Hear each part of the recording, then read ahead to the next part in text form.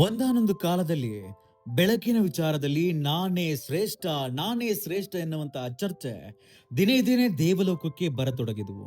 ಸೂರ್ಯ, ಚಂದ್ರ, ನಕ್ಷತ್ರಗಳು ಪ್ರತಿನಿತ್ಯ ಇದೇ ವಿಷಯದ ಬಗ್ಗೆ ಸಂಬಂಧಿಸಿದವರ ಮೂಲಕ ತಮ್ಮನ್ನೇ ಶ್ರೇಷ್ಠರೆಂದು ಗುರುತಿಸಬೇಕು ಅಂತ ಬಲವಂತ ಮಾಡೋದಕ್ಕೆ ಶುರು ಮಾಡ್ತಾರೆ. ಯಾರನ್ನು ತಾನು ಶ್ರೇಷ್ಠನೆಂದು ಗುರುತಿಸಬೇಕು ಅಂತ ಬ್ರಹ್ಮನಿಗೆ ಗಲಿಬಿಲಿ ಉಂಟಾಗತ್ತೆ. ಈ ವಿಚಾರದಲ್ಲಿ ಎಲ್ಲರೊಂದಿಗೆ ಚರ್ಚಿಸಿ ತೀರ್ಮಾನ ಕೈಗೊಳ್ಳೋದಕ್ಕೆ ತುರ್ತು ಸಭೆಯನ್ನ ಕರೀತಾರೆ ಬ್ರಹ್ಮದೇವ. ಸಭೆಗೆ ಇಂದ್ರಾದಿಗಳು ಸೇರಿದಂತೆ ಎಲ್ಲಾ ದೇವತೆಗಳು ಹಾಜರಿದ್ರು. ಸೂರ್ಯ, ಚಂದ್ರ ಹೀಗೆ ಯಾರಾದರೂ ಸ್ಪರ್ಧೆಯಲ್ಲಿ ಇದ್ದರೋ ಅವರೆಲ್ಲರನ್ನ ಕರೆಯಲಾಯಿತು. ಎಲ್ಲರೂ ಬಂದು ಸೇರಿದಾಗ ಸಭೆ ಆರಂಭವಾಯಿತು. ಭೂಮಿ ಕಡೆಯಿಂದ ಮಿಂಚುಹುಳ ಸ್ಪರ್ಧೆಗೆ ಹೋಗಿತ್ತು. ಭೂಮಿಯಲ್ಲಿ ಬೆಳಕಿಗೆ ಪ್ರತಿನಿತ್ಯ ನೀನು ಒಬ್ಬನೇನಾ, ಮತ್ಯಾರು ಇಲ್ಲವೇ, ಹಣತೆ ಯಾಕೆ ಬಂದಿಲ್ಲ ಅಂತ ಸಭೆಯಲ್ಲಿ ಕೇಳಲಾಯಿತು. ಆಗ ಮಿಂಚುಹುಳು ಹಣತೆಯನ್ನ ನಾನು ಕರೆದೆ, ಆದ್ರೆ ಹಣತೆ ನಾನು ಸ್ಪರ್ಧಿಸಲು ಸೂಕ್ತವಾದವನೋ ಇಲ್ಲವೋ ಗೊತ್ತಿಲ್ಲ, ನೀವು ಹೋಗಿ ಬನ್ನಿ ಅಂತ ಕಳಿಸಿತು ಅಂತ ಹೇಳಿತು. ಬ್ರಹ್ಮನಿಗೆ ಈ ಸಭೆಯಲ್ಲಿ ಹಣತೆ ಇರುವುದು ಸೂಕ್ತವೆನಿಸಿ ತುರ್ತಾಗಿ ಅದನ್ನ ಕರೆಸಿದ್ರು. ಸಭೆಯಲ್ಲಿ ಮೊದಲು ವಾದಿಸುವ ಮತ್ತು ಹಕ್ಕು ಮಂಡಿಸುವ ಅಧಿಕಾರವನ್ನ ಸೂರ್ಯನಿಗೆ ನೀಡಲಾಯಿತು. ಸೂರ್ಯ ಆಗ, ನನಗೆ ಪ್ರತಿಸ್ಪರ್ಧಿಯೇ ಇಲ್ಲ, ಈ ಸಭೆಯ ಅವಶ್ಯಕತೆಯೂ ಇರಲಿಲ್ಲ, ನಾನು ಇಲ್ಲದ ಜಗತ್ತೇ ಇಲ್ಲ, ಜೀವನ ನಡೆಯುವುದು ನನ್ನ ಬೆಳಕಿನಿಂದಲೇ ಅಂತ ಹೇಳಿ ಅಹಂನಿಂದ ಎಲ್ಲರ ಕಡೆ ನೋಡಿದ.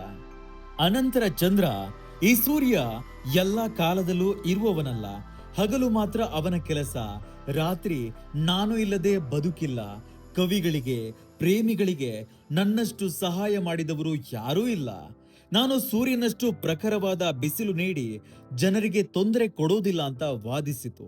ಆಗ ನಕ್ಷತ್ರಗಳು, ಸೂರ್ಯನ ಬೆಳಕು ಹಗಲು ಮಾತ್ರ ಮತ್ತು ಚಂದ್ರ ತಿಂಗಳಿನಲ್ಲಿ ಕೆಲವು ದಿನ ಮಾತ್ರ, ಆದ್ರೆ ನಾವು ರಾತ್ರಿಯಲ್ಲಿ ಯಾವತ್ತೂ ಇರ್ತೀವಿ, ನಮ್ಮ ಬೆಳಕು ಅವರಿಗೆ ಚಿಕ್ಕದಿರಬಹುದು, ಆದ್ರೆ ಅಷ್ಟರಲ್ಲಿ ಅವರಿಗೆ ಹಾದಿ ತೋರಿಸ್ತೀವಿ, ಮಕ್ಕಳಿಗೂ ನಮ್ಮನ್ನ ಕಂಡ್ರೆ ಅಕ್ಕರೆ ಅಂತ ಹೇಳಿದ್ವು.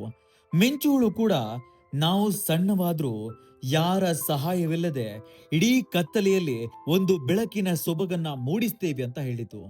ತನ್ನ ವಾದವನ್ನ ಮಂಡಿಸಲು ಮುಂದಾದ ಹಣತೆ, ನನಗೆ ವಾದ ಮಂಡಿಸಲು ಆಸೆ ಏನೂ ಇಲ್ಲ, ನಾನು ಶ್ರೇಷ್ಠನೆಂದು ಭಾವಿಸಿಲ್ಲ, ಕನಿಷ್ಠನೆಂದು ಭಾವಿಸಿಲ್ಲ, ನಾನು ನನ್ನ ಕೆಲಸವನ್ನ ಮಾಡ್ತಿದ್ದೇನೆ, ತನ್ನನ್ನ ತಾನು ಸುಟ್ಟುಕೊಂಡು ಬೆಳಕು ನೀಡೋದ್ರಲ್ಲಿ ನನಗೆ ಖುಷಿ ಇದೆ, ಅದು ಕೇವಲ ಸ್ವಲ್ಪವೇ ಬೆಳಕಾಗ್ಲಿ, ನನ್ನನ್ನ ನಂಬಿ ಹಚ್ಚಿದವರಿಗೆ ನಾನು ಮೋಸ ಮಾಡಲ್ಲ, ಅವರು ಬಯಸುವವರೆಗೂ ಬೆಳಕು ಕೊಡ್ತೇನೆ, ಅವರು ಬೇಡವೆಂದ್ರೆ ನನ್ನ ಬೆಳಗುವಿಕೆ ನಿಲ್ಲಿಸ್ತೇನೆ, ಸೂರ್ಯನಾಗ್ಲಿ, ಚಂದ್ರನಾಗ್ಲಿ, ನಕ್ಷತ್ರಗಳಾಗ್ಲಿ ಬೇಡವೆಂದ್ರೆ ನಿಲ್ಲಿಸ್ತಾರೆಯೇ, ಜನರಿಗೆ ಬೇಕೋ ಬೇಡವೋ ಗೊತ್ತಿಲ್ಲದೆ ತಮ್ಮ ಪಾಡಿಗೆ ತಾವು ಉರಿಯುತ್ತಲೇ ಇದ್ದಾರೆ.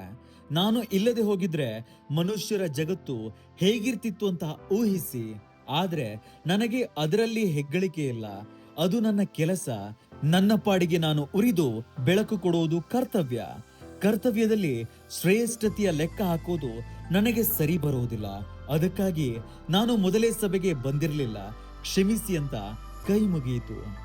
ಹಣತೆಯ ಈ ಮಾತು ಮುಗಿಯುತ್ತಲೇ ಎಲ್ಲರೂ ಎದ್ದು ನಿಂತು ಚಪ್ಪಾಳೆ ತಟ್ತಾರೆ.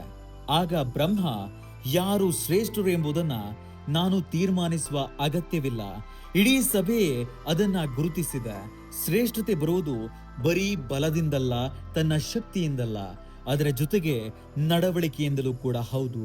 ಸಣ್ಣ ಬೆಳಕು ಕೊಟ್ಟರು ಹಣತೆಯ ವ್ಯಕ್ತಿತ್ವ ಗುರುತರವಾದುದು ಅಂತ ಬ್ರಹ್ಮ ಹೇಳ್ತಾನೆ. ಎಲ್ಲರೂ ಹಣತೆಗೆ ಜೈಕಾರ ಹಾಕಿದ್ರು. ಸೂರ್ಯ, ಚಂದ್ರ, ನಕ್ಷತ್ರಗಳಿಗೆ ತಮ್ಮ ತಪ್ಪಿನ ಅರಿವಾಯಿತು. ಮನುಷ್ಯನಲ್ಲೂ ಹಾಗೇನೆ, ನಾನೇ ಶ್ರೇಷ್ಠ, ನಾನೇ ಶ್ರೇಷ್ಠ, ನಾನೇ ಎಲ್ಲವನ್ನ ಮಾಡಿದ್ದು, ನನ್ನನ್ನ ಯಾರೂ ಕೂಡ ಗುರುತಿಸ್ತಿಲ್ಲ ಅನ್ನುವಂತಹ ಭಾವನೆ ಎಲ್ಲರಲ್ಲೂ ಇರುತ್ತೆ. ಆದ್ರೆ ನಿಸ್ವಾರ್ಥದಿಂದ, ಶ್ರದ್ಧೆಯಿಂದ ತಾವು ಮಾಡುವಂತಹ ಕೆಲಸವನ್ನ ಮಾಡಿದಲ್ಲಿ ಖಂಡಿತವಾಗಿಯೂ ಅವರನ್ನ ಗುರುತಿಸಿಯೇ ಗುರುತಿಸ್ತಾರೆ.